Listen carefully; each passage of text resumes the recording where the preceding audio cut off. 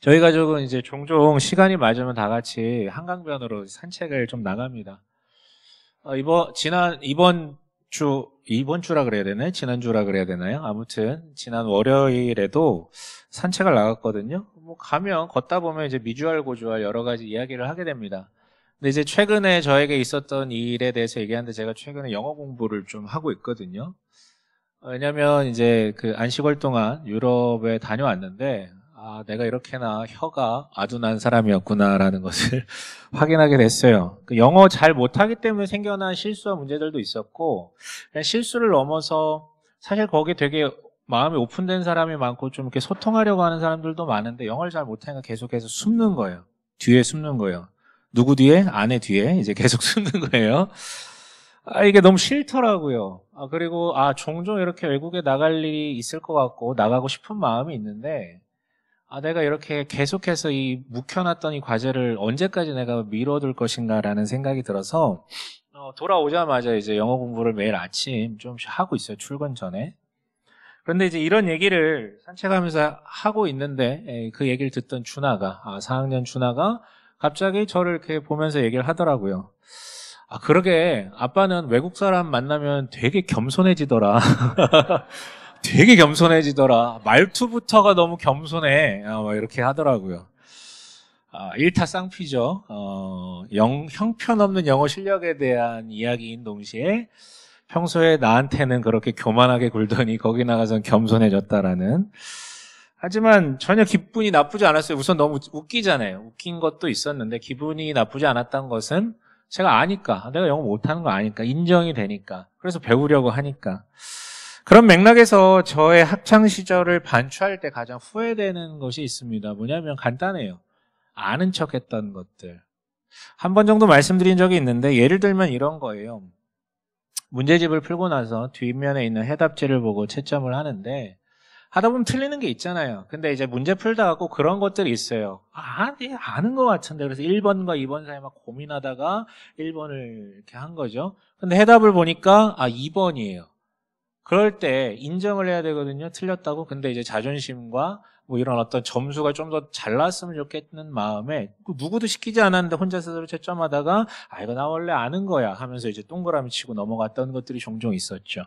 근데 여러분 그건 꼭 어떻게 됩니까? 나중에 시험 풀 때, 시험 볼 때 정말로 중요한 점수를 받아야 되는 자리에서 그 문제는 틀리게 됩니다. 아는 게 아니라 아는 척했기 때문에요.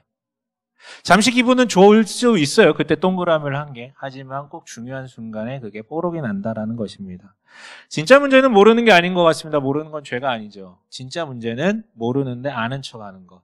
그럼 나중에 문제가 생깁니다. 모든 잘난 척, 아는 척, 멋진 척, 착한 척, 모든 척하는 것들은 해결이 없습니다. 그리고 무너지게 되죠. 근데 이런 척하는 문제는 성인이 되면 점점 더 많아지는 것 같아요. 기술만 늘어나죠. 왜냐하면 주변의 기대, 주변에서 나에게 바라는 어떤 그 이미지에 맞는 척들을 하기 시작해요. 그리고 우리가 가면 쓴다라고 얘기하잖아요. 정말 많은 가면을 씁니다. 쿨한 척도 하고 착한 척도 하고 일 잘하는 척도 하고 당신에게 관심 있는 척도 하고요. 대표적으로 이런 것도 있어요. 소비주의 시대잖아요. 그래서 우리는 누구나 부자가 되고 싶다라는 말을 많이들 합니다. 물론 여기에서 벗어난 사람들도 있지만 저는 사실 돈을 좋아하지 않는다라고 말을 하는 사람을 믿을 수가 없어요. 어떻게 이 시대에 살면서 그런 말을 쉽게 할 수 있을까? 부자가 되고 싶어 해요. 하지만 이것도 역시도 말한 적이 있는데 사실 사람들을 바라보면 부자가 되고 싶은 게 아니라 부자처럼 쓰고 싶은 거죠. 부자처럼 소비하고 싶은 거죠. 부자인 척하고 싶은 거죠. 부자가 되고 싶은 게 아니라. 부자가 정말 되고 싶다면 소비를 극단적으로 줄여야죠. 자산을 모아야죠. 투자를 해야죠. 왜 옆 사람을 쳐다봅니까? 그러지 마세요. 네. 그건 부자 노릇, 부자인 척하고 싶은 것뿐이에요. 여러분 결론은 문제를 인정하고 인식하는 데서부터 해법은 출발될 수 있습니다. 오늘은 왕의 걸음 시리즈의 세 번째 시간으로서 예수라는 왕이 걷는 길에 도대체 어떤 일이 있었는지를 계속해서 살펴보고 싶은데요. 근데 오늘의 본문은 읽어보셔서 알겠지만 조금 뜬금없습니다. 지금까지는 다 예수 이야기를 해왔거든요. 마가복음의 이야기가. 근데 오늘은 그 왕이신 예수의 이야기에 집중하는 것이 아니라 세례 요한과 헤롯 사이에 일어났던 일, 그것도 되게 조금 부정적인 일을 좀 그리고 있어요. 근데 이유가 있겠죠. 이유가 있으니까 지금 소개하고 있을 거예요. 우선 여러분 세례 요한이라는 사람에게 주목해 보십시오. 여러분 세례 요한 아십니까? 성경 복음서를 좀 읽어보신 분들이라면 좀 아실 텐데요. 세례 요한은 어떤 사람입니까? 특히 누가복음에 잘 나와 있는데 하나님께서 내가 너희를 구원할 왕을 보내시겠다라고 메시아를 약속했어요. 근데 그 메시아를 소개하는, 메시아를 예비하는 자로서 세례 요한이 그려지고 있거든요. 근데 여러분 예비만 합니까? 아니요. 말만 하는 게 아니라 실제 메시아가 올 것이다라고 예비만 한 게 아니라 실제 메시아인 예수가 왔을 때 가장 먼저 알아보고 저 사람이 바로 메시아다, 저 사람이 바로 왕이다라고 가장 먼저 인정하고 가장 먼저 사람들에게 소개하고 설파했던 사람이 바로 세례 요한, 즉 첫사람이라는 거예요. 근데 그 세례 요한이 그 첫사람이 어떻게 됐다라고 얘기하고 있습니까? 죽었대요. 그것도 자연사한 게 아니라 불의한 자에게 희생당했다라고 소개하고 있어요. 여러분, 이 마가가 뜬금없이 세례 요한 이야기, 그것도 죽임당한 이야기를 우리한테 소개하면서 해주고 싶은 메시지는 간단하게 해서 이거 같아요. 뭐냐면 너는 예수라는 왕을 따르다 보면 반드시 후회할 날이 찾아올 것이다라는 것이. 여러분 주목하세요. 물어보고 싶어요. 예수를 믿고 좋기만 하십니까? 예수를 믿고 좋기만 하세요? 그래서 또 우리 신앙적 체면이 있기 때문에 막 도리도리는 뭐 잘 크게 못할 수 있는데 아니요. 예수 믿고 좋죠. 좋을 때 있죠. 그리고 돌아보면 참 감사해요. 아, 다 주님의 손길이었구나. 근데 전제가 돌아보면, 나중에 돌아보면 감사하고 기뻐요. 근데 오늘 사는 내 입장에서 바라본 내 삶을 수용했을 때 감사보다는 짜증날 때가 더 많습니다. 예수 믿는 것 때문에 후회할 때가 더 많다라는 것이죠. 그렇잖아요, 여러분. 예수 믿는 것 때문에 못하는 것들 많지 않으십니까? 물론 개 중에는 내가 잘못 살면 하나님께 벌 받을까 봐 두려워서 뭐 못하는 것들도 있을 수 있어요. 근데 여러분 여기 계신 분들은 아마 그 정도는 좀 넘어서지 않으셨어요? 많이 살아보셨잖아요. 잘못한 짓에도 막 벼락 안 치는 거 다 경험하셨잖아요. 이제 우리는 그것 때문에 후회하는 게 아닙니다. 뭐냐면 내 이익대로 살고 싶은데, 내 성깔대로 살고 싶은데, 내 성질대로 살고 싶은데 그때마다 예수가 떠올라요. 그럼 화딱지가 나죠. 내가 도대체 언제까지 참아줘야 돼? 언제까지 양보해야 돼? 언제까지 내 이익을 포기해야 돼? 왜 내가 저런 대접을 받으면서 참아야 돼? 뭐 이런 것들이요. 여러분 이거 다 제가 종종 했던 말이고 지금도 종종 하는 말이긴 합니다. 후회될 때 되게 많아요. 뭔 후회가 없어요. 마가 그 얘기하는 거예요. 그 위대한 예수, 왕 예수를 따르는 길 가운데 그 능력을 체험했음에도 불구하고 우리의 길은 꽃길만 그려지지 않을 것이다 라고. 세상은 여전히 깨어져 있고 우리 안에도 그 뒤틀린 본성이 남아져 있기 때문에 분명히 후회할 순간이 찾아올 것이라고요. 정말 괴로운 순간들이요. 그런데 이런 적나라한 현실을 숨기지 않아요, 성경은요. 성경의 위인들이 잘못한 이야기들, 막 죽은 이야기들 숨기지 않아요. 미화시키지 않는다고요. 그런데 이 얘기를, 적나라한 현실을 꼬집고 있는 마가가 그 이어서 하고 싶은 말은 이거예요. 그렇다면 반대로 세상이 말하는 대로 살면, 네가 원하는 대로 살면 도대체 후회가 없을까? 과연 후회가 없을까? 그에 대한 답을 세례 요한이 아니라 세례 요한을 죽인 헤롯을 통해서 우리한테 전달하는 것 같아요. 여러분 우리는 지난주 왕이신 예수님의 그 걸음을 가로막는 첫사람들에 대해서 얘기했어요. 나사렛 사람들, 예수님의 고향. 즉 왜요? 예수라는 사람이 너무 익숙하다 보니까 그 길을 저항해요. 자기만의 왕국이 구축되어 있기 때문에 변화하고 싶지 않은 거죠. 그런데 오늘 마가가 소개하는 헤롯은요, 지난주에 얘기했던 자기 왕국이라는 것은 그냥 비유적이죠. 무슨 왕국이 있어요? 그냥 자기 내면 세계를 얘기하는 거죠. 근데 오늘 소개하는 헤롯은 진짜 왕이에요. 진짜 자기가 통치하는 왕국이 있는, 자기 명령 한마디면 수많은 사람을 죽일 수 있는 진짜 왕이란 말이에요. 그런데 결론부터 얘기할게요. 마가는 이 헤롯을 이렇게 소개하는 것입니다. 진짜 왕같이 보이지만 그저 왕 노릇하는 모순적인 사람이었을 뿐이다라고요. 보세요. 26절이 그것을 얘기합니다. 26절 함께 읽어보겠습니다. 시작. 왕은 마음이 몹시 괴로웠지만 맹세한 것과 거기에 함께 앉아있는 사람들 때문에 소녀가 달라는 것을 거절할 수 없었다. 네, 여러분 그 본문의 맥락에서 이미 이해가 있으실 거예요. 헤롯과 헤로디아라는 이 두 사람은 사실 재혼 관계고요. 사실은 두 사람의 권력욕에 의해서 각자의 배우자를 다 부정하게 버려버리고 재혼한 거거든요. 권력욕 때문에. 그거에 대해서 세례 요한이 선지자적 메시지를 막 발현하니까 듣기 싫어서 감옥에 가뒀죠. 하지만 그를 존경하고 존중하고 마음이 아프지만 때로는 또 달게 들리는 것도 있기 때문에 그냥 가둬만 뒀어요. 근데 관련해 헤로디아의 이 계략에 넘어가서 왕의 위신, 왕의 약속을 지켜야만 한다는 그 강박에 결국은 세례 요한을 죽이게 되죠. 그렇다면 여러분 단도직입적으로 묻겠습니까? 세례 요한은 누가 죽인 것입니까? 헤로디아가 죽인 것입니까? 헤롯이 죽인 것입니까? 헤로디아가 죽였나요? 헤롯이 죽였나요?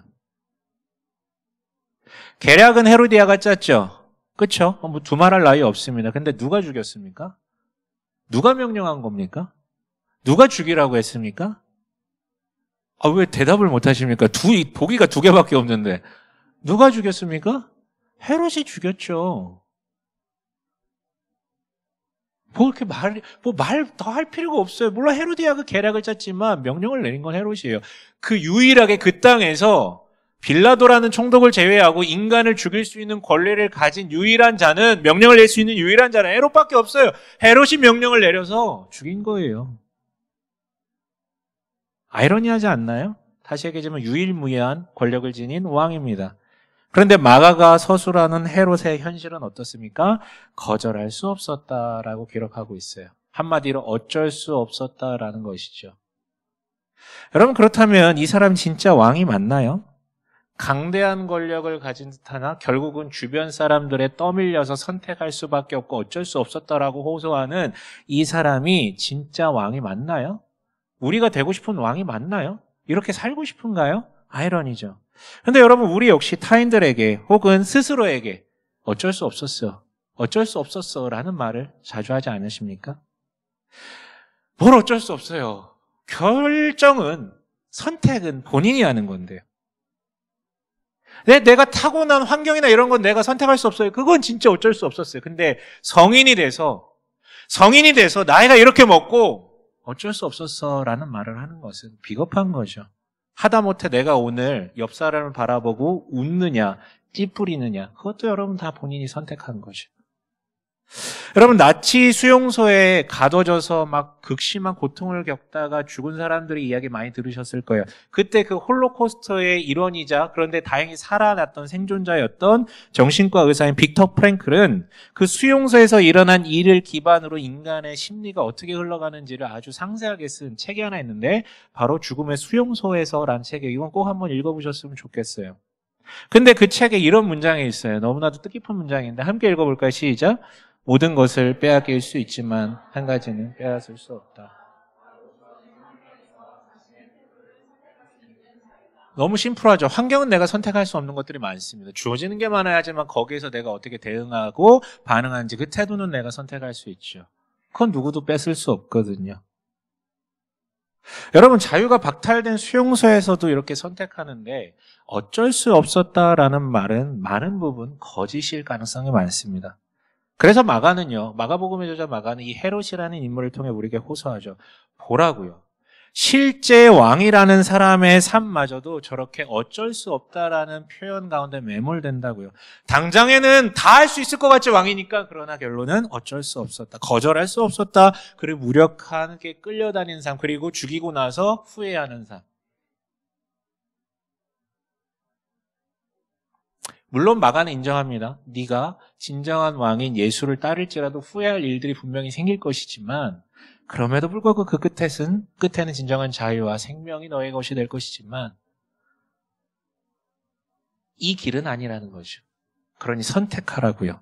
왕의 걸음을 따라 너 역시 같이 걸을 것인지 아니면 네가 왕이 돼서 그렇게 걸어갈 것인지. 그런데 여러분, 마가의 이런 강렬한 촉구를 우리가 따르기가 쉽지가 않습니다. 우리는 이게 이 왕의 걸음 시리즈를 하면서 계속 반복적으로 얘기하지만 우리는 이미 자기를 왕으로 여기는 믿음이 너무나도 크기 때문이에요. 물론 이게 이상하게 다가오죠. 우리 시대에는 왕이 없잖아요. 왕이란 신분 없잖아요. 신분제도 없잖아요. 특히 우리나라는 더더욱 입헌군주국 같은 경우에는 왕이라고 불리는 사람들이 존재하지만 우리나라는 더더욱 없습니다. 사회면을 장식했던 왕의 자녀 함부로 건드리지 말라. 그러면 사람들이 더 광분하는 나라예요. 어디 무슨 왕이야. 이런 나라입니다, 우리나라가. 그래서 이게 딱 안 다가올 수 있는데, 하지만 여러분, 우리는 이미 왕 노릇하는 병, 일명 헤롯병에 다들 걸려 있어요. 저는 그 헤롯병을 이렇게 표현하고 싶습니다. 지독한 개인주의요. 물론 오해는 마십시오. 개인주의는, 건강한 개인주의는 좋은 것입니다. 우리 옛날 떠올려 보세요. 저만 해도 학교 다닐 때 진짜 많이 맞았거든요. 부모님한테도 많이 맞고, 선생님한테도 많이 맞고. 진짜 극심한 집단주의였잖아요. 여기 소속돼야 되고 여기서 벗어나는 것은 허용되지 않고. 그래서 나라에 소속되어 있어야 되고 민족에 소속되어 있어야 되고 친족에 혹은 가족에 뭐 학교에 거기 소속돼서 그 집단이 나한테 요구하는 거를 그 롤을 그 역할을 잘 수행해 나갈 때 명예도 주어졌어요. 지멋대로 사는 거는 허용이 되지 않았다고요. 얼마나 폭력적입니까? 건강한 개인주의는 좋아요. 한 사람 한 사람을 소중하게 여기고 그 가치를 존중하고요. 하지만 여러분 지나친 지독한 개인주의는 사람을 망칩니다. 이 헤롯병에 걸리면 두 가지 증상이 등장하는데요. 이 두 가지 증상을 소개해 볼게요. 첫 번째 증상은요. 지독한 개인주의는요. 지독한 후회를 만들어냅니다. 여러분 지독한 개인주의는 우리에게 이렇게 구호를 외치죠. 네가 네 인생의 주인이니 네 마음이 가는 대로 살 때 자유가 찾아온다고요. 그것을 가로막는 자들은 다 억압하는 것이라고요. 익숙한 논리죠. 되게 쿨해 보여요. 그러나 여러분 이거 진짜 무서운 얘기입니다. 왜냐하면 너의 가치를 만들어내는 것은 너 자신이다라는 명제거든요. 그 말인즉슨 뭐예요? 잘 안 되면 네가 노력해 안 해서 그런 거다. 다 네 노력의 문제라고 끌고 가거든요. 너 스스로 책임져야 된다고요. 그래서 우리는 굉장히 모순적인 시대를 살고 있습니다. 말들은 되게 따뜻해요. 옛날에는 쳐 맞았는데 지금은 쳐 때리지 않습니다. 말 되게 따뜻하게 해요. 문제가 있어도 질책하지 않아요. 심지어 자기 부모도 뭐라고 하지 않아요. 지금은 잘못된 게 있어도 너는 귀한 존재니까 내가 함부로 너의 길을 막아서는 안 돼. 그래, 야 실수할 수 있어. 일어서면 돼. 굉장히 따뜻하죠. 하지만 숨은 결론은 뭡니까? 그런데 너 혼자 일어나야 돼. 네 인생이니까 네가 노력해야지. 너 혼자 일어나야 돼. 그리고 그 책임 네가 져야 돼. 나를 보호해주는 집단은 없습니다. 옛날엔 심플했죠. 그게 좋다라는 건 아니에요. 두들겨 맞고 그냥 거기서 끝났어요. 그리고 부모가 선생이 책임져 줬죠. 뭐 아닌 사람들도 있었지만. 그래서 따뜻한 말은 이렇게 넘쳐나는데 우리는 항상 내 마음 가운데 넌 정말 귀해. 뭐 이런 말은 너무 넘쳐나는데 우리 내면은 어떻게 들어갑니까? 맨날 후회만 있죠. 내가 더 노력했어야 됐었는데. 내가 더 그렇게 했었어야 됐었는데. 늘상 후회. 그래서 후회할까 봐 두려워서 이렇게 입버릇처럼 어쩔 수 없었다라는 뭐 그런 어떤 자기 기만도 좀 하고요. 그리고 후회할까 봐 두려우니까 도전도 못하죠. 그리고 더 세상의 유행과 지시를 따르는 삶으로 가요. 여러분 신앙인들 역시도 이런 기반 안에 살기 때문에 더럽게 주님의 명령을 따르지 않습니다. 헤롯병의 또 다른 증상은 더 무거워요. 지독한 개인주의는 지독한 허물을 불러일으킵니다. 여러분 허무감이 찾아오는 이유는 여러 가지가 있을 수 있겠지만 허무감이 찾아오지 않는 자리가 분명합니다. 뭐냐면 무언가에 기여하고 있을 때, 누군가의 삶에 기여하고 있을 때, 어떤 큰 이야기에 기여하고 있을 때. 예를 들면 이런 거예요. 누군가와의 사랑에 크게 빠지잖아요. 그 사람은 허무감을 절대 느끼지 않습니다. 왜냐하면 타인, 내가 사랑하는 그 대상의 삶에 기여하고 있는 중이기 때문에. 근데 일할 때도 마찬가지예요. 여러분 일하고 싶은 사람 계십니까? 종종 있어요. 워커홀릭들.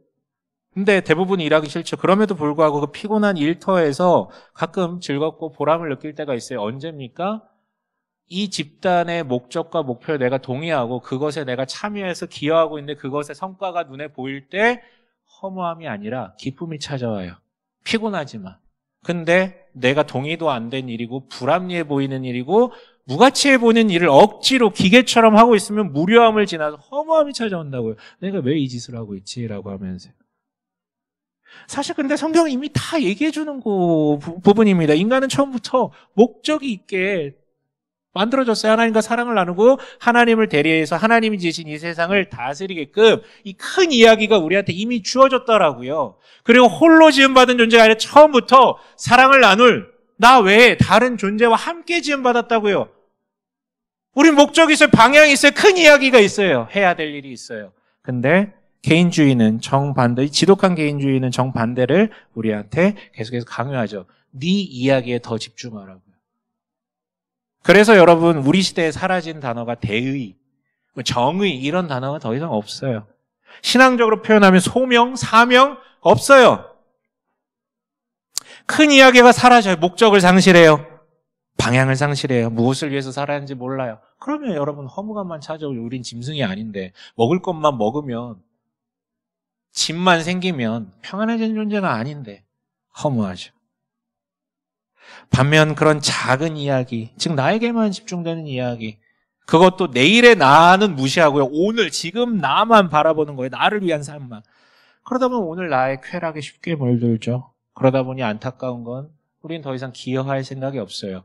기여할 생각이 아니라 어떻게 나를 위해 이용할 생각만 하죠. 예를 들면 회사를 차릴 때도 우리는 그런 얘기를 꺼내지 않습니다. 내가 이곳에 무엇을 기여할 수 있을까?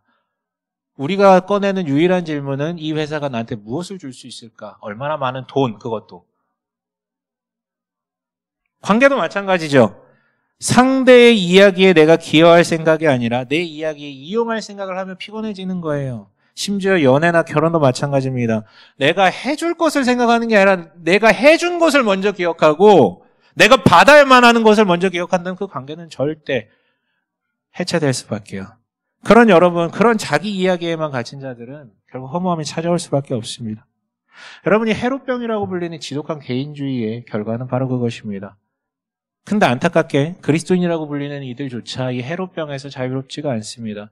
그럼 관련해서 C.S. 루이스는 영광의 무게에서 이렇게 얘기를 해요. 함께 읽어볼까요? 참 아이러니한데요. 함께 읽습니다. 시작.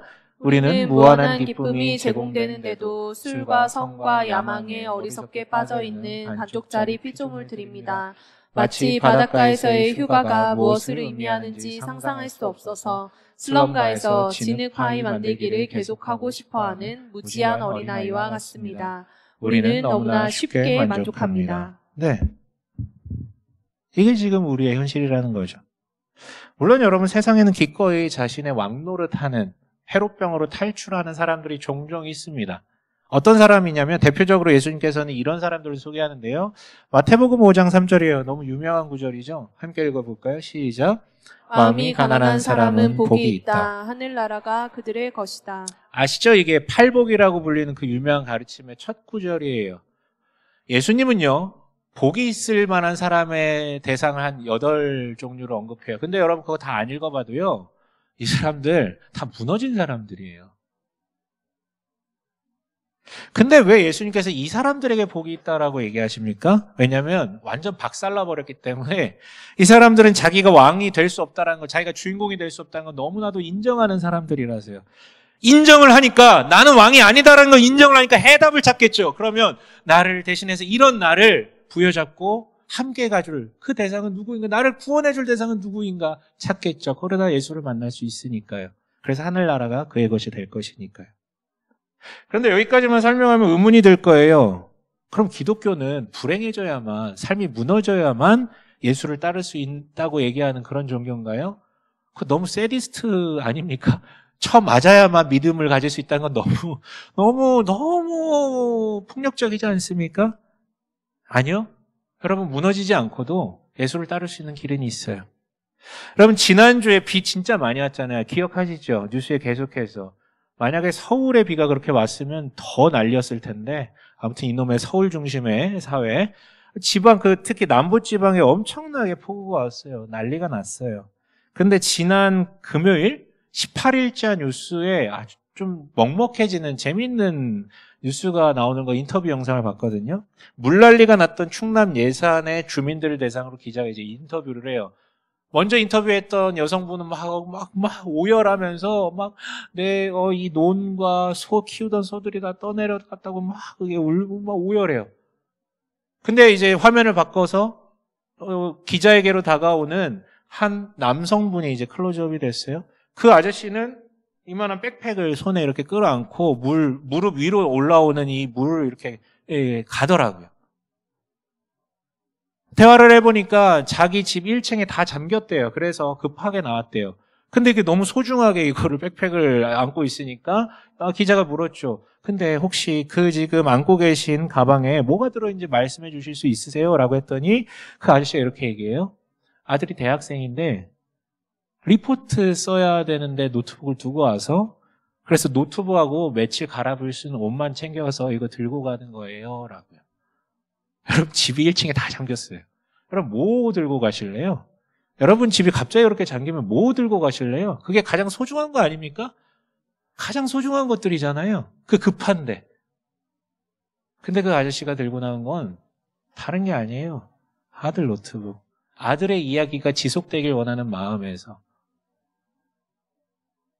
여러분 우리 부모 필요하죠. 나도 필요한 것처럼 부모도 필요할 수 있어요. 인간이니까. 근데 여러분 바로 그게 부모의 심정입니다. 홍수가 못 오게는 할 수 없지만 홍수가 왔을 때 네 거를 내가 먼저 챙기겠다. 이게 이제 부모의 심정이죠. 자녀의 이야기에 기여하고 있는 부모의 선택이요. 진짜 부모는 이런 결정적인 순간 자식을 먼저 챙깁니다. 자기가 아니라요. 그런데 여러분 진짜 왕이신 우리 하나님도 그런 아비와 같으신 분 아닙니까? 세상이 물난리를 넘어서 악의 난리가 나서 완전 다 잠겨버렸어요. 근데 그는 자기 아들 예수를 거기 그냥 둬버리고 우리를 챙겨 나오셨어요. 십자가는 바로 그 증거예요. 가장 소중한, 자기에게 가장 소중한 본인의 아들을 그 악한 세상에 그냥 두고 우리를 챙겨왔다라는. 여러분 얼마나 큰 책임입니까? 얼마나 큰 사랑입니다. 그런데 그분의 책임 있는 사랑은 여기 그치지 않아요. 왜냐하면 우리는 상황이 좀 좋아지잖아요. 또 지가 왕인 줄 알고 왕노릇 하는데 또 돌아갈 게 분명하거든요. 그렇지 않아요 여러분? 힘들 때 눈물 흘리면서 기도하잖아요. 좀 괜찮아지면.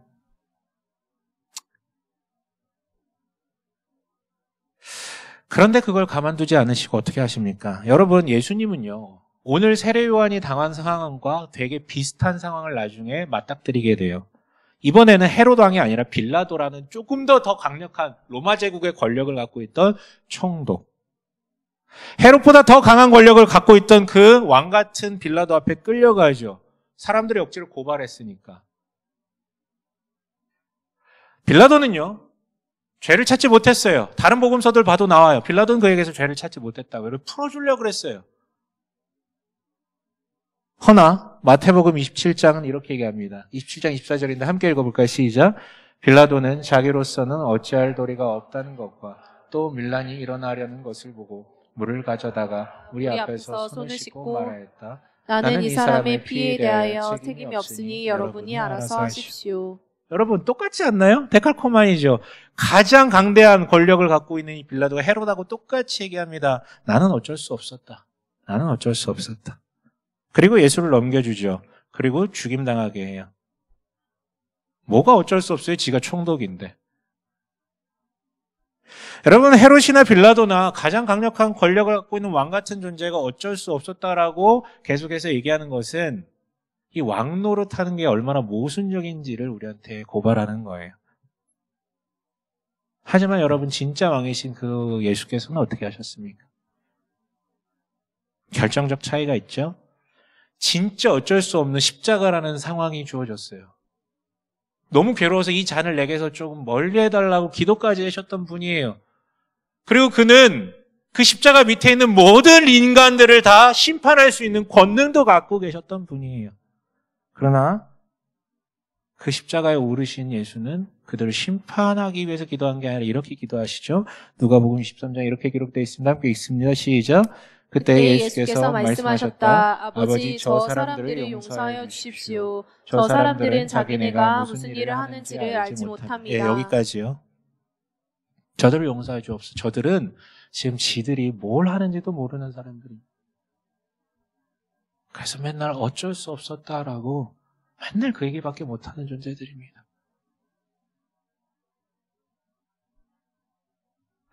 십자가에 오르신 예수께서 짊어지셨던 무게는 바로 그것입니다.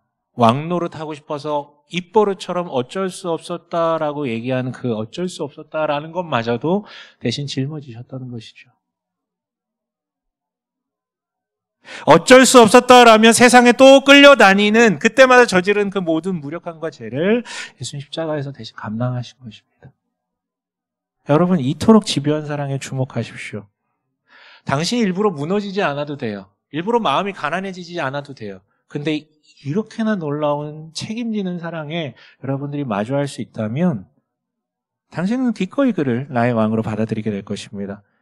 그리고 그동안 내 이야기에만 집중하던 것을 돌이켜서 왕의 걸음이란 큰 이야기에 기꺼이 동참하게 되겠죠. 그리고 거기에 후회도 있을 수 있겠지만 경탄과 감사가 찾아올 것입니다. 말씀을 마칠게요. 여러분 자신의 삶을 돌아보십시오. 지금 당신에게는 어떤 문제가 있습니까? 혹은 어떤 신앙적 문제가 있습니까? 꾸짖는 게 아닙니다. 다만 결국 문제 해결은 나에게 어떤 능력이 있는지가 중요한 게 아니라 내가 문제 자체가 있다는 걸 인식하고 인정할 때, 인식도 두 번째예요. 인정할 때 그때 해답이 주어지거든요. 지난주에도 언급했지만 반복해서 얘기할게요. 우리 왕께서는요, 자는 사람은 깨울 수 있지만 자는 척하는 인간은 깨울 수 없고요. 병든 사람은 치유하실 수 있지만 건강한 척하는 사람은 치유하실 수 없습니다. 조금 더 구체적으로 물어볼게요. 자신이 특별히 반복해서 어쩔 수 없었다라고 말하는 자리는 어디에 있습니까? 부부관계요? 내가 이렇게 했으니까 혹은 나는 이렇게 힘드니까 어쩔 수 없었어. 일터에서요? 내가 상사니까 반대로 나는 책임자가 아니니까 어쩔 수 없었어.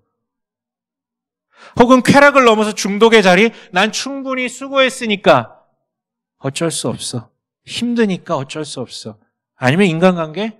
나는 과거에 그런 경험이 있으니까 혹은 내 성격은 이러니까 어쩔 수 없었어? 아니요. 누구도 대신 여러분을 떠민 사람은 없습니다. 그리고 우리는 다른 것을 생각해야겠죠. 여기까지만 얘기하지만 자기 개발이 되는 거고요. 아니요, 우린 다른 걸 생각해야죠. 바로 그 자리에 주인이 따로 계시다라는 사실을요. 어쩔 수 없었다라는 말이 나올 때는 반대로 기도해야 될 때라는 얘기겠죠. 맡겨드려야 될 때라는 것이겠죠. 주권을 넘기십시오. 혹시 지금 떠오르지 않아도 이번 주 한 주간 살아보다가 나도 모르게 타인에게 혹은 내 스스로에게 어쩔 수 없었어라는 말이 나오는 타이밍이 있다면 한 10초만 멈춰보세요. 10초만 멈춰보시고 우리 왕이신 우리 주 예수님이시라면 어떻게 하셨을까를 한번 물어보세요. 그리고 그의 지혜와 은혜를 구하십시오. 정말입니다. 해결되지 않아도요. 괜히 물어봤다 후회할지라도 그런 것들이 반복되다 보면 우리는 경탄과 감사를 되찾게 될 것입니다.